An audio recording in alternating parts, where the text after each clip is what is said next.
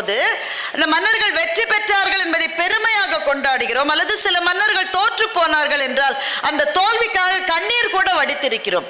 ஆனால் நம்மில் யார் அந்த போரில் எத்தனை யானைகள் கொல்லப்பட்டிருக்கும் என்பதை குறித்து ஒரு சிந்தனை கூட நமக்கு வந்தது இல்லை. ஏனென்றால் அந்த போரை நடத்துகிற இரண்டு பேர், ரெண்டு மன்னர்களோ ரெண்டு தளபதிகளோ ரெண்டு அந்த படை சேனாதிபதிகளோ யாரோ நடத்துறாங்க. அந்த போருக்கும் அந்த யானைகளுக்கும் ஒரு சம்பந்தமும் கிடையாது. ஆனால் பாதிக்கப்படுவது எப்போதுமே அப்படிப்பட்ட உயிரினம், காட்டினுடைய அரசன் யானை தான் என்று எழுத்தாளர் ஜெயமோகன் எழுதுகின்றார். சிங்கம் என்று யார் சொன்னது? அது வெள்ளைக்காரன் உங்களுக்குள் விதைத்த சிந்தனை. இந்த மண்ணின் இந்திய காடுகளினுடைய அரசன் யானை தான் என்று எழுத்தாளர் ஜெயமோகன் எழுதுகின்றார். அதை பற்றி அந்த ரத்தின சுருக்கமான பேச்சிலே சொல்லி, பகுத்துண்டு பல்லுயிர் ஓம்புதல் நூலோர் தொகுத்தவற்றுள் எல்லாம் தலை